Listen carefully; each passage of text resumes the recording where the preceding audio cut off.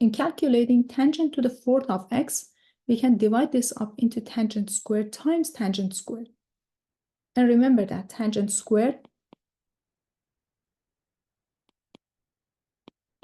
of x is equal to secant squared of x minus 1. So you can rewrite this as the integral of tangent squared of x times, now for the second tangent squared, use secant squared of x minus 1, then dx.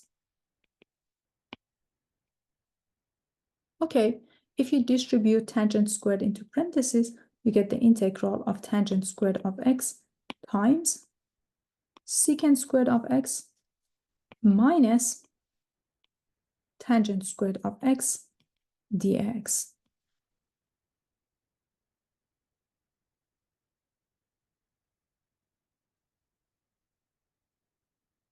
To calculate the first integral, you can take u to be tangent of x. So let me break it down into two integrals for you. So here you have the integral of tangent squared of x secant squared of x dx by using u sub. If u is equal to tangent of x, then du is secant squared of x dx. So this integral, the first integral, can be written as u squared du, which in turn is equal to a third u to the third.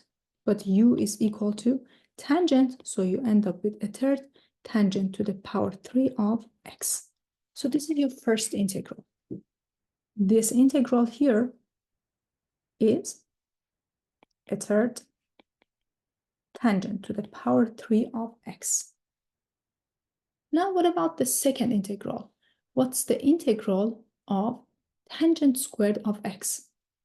Well, tangent squared of x can be written as secant squared of x minus 1, right?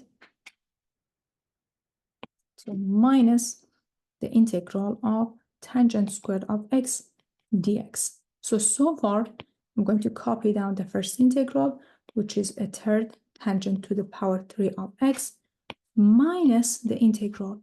For tangent squared, I'm going to write secant squared minus 1 dx and take the integral. Because I have the integral of secant squared, I know the integral of secant squared is equal to tangent.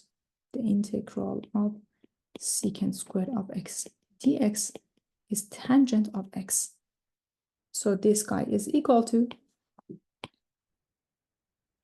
a third tangent to the third power of x minus the integral of secant squared, which is tangent of x, plus the rest of the integrals, plus the integral of dx. But the integral of dx is nothing but x.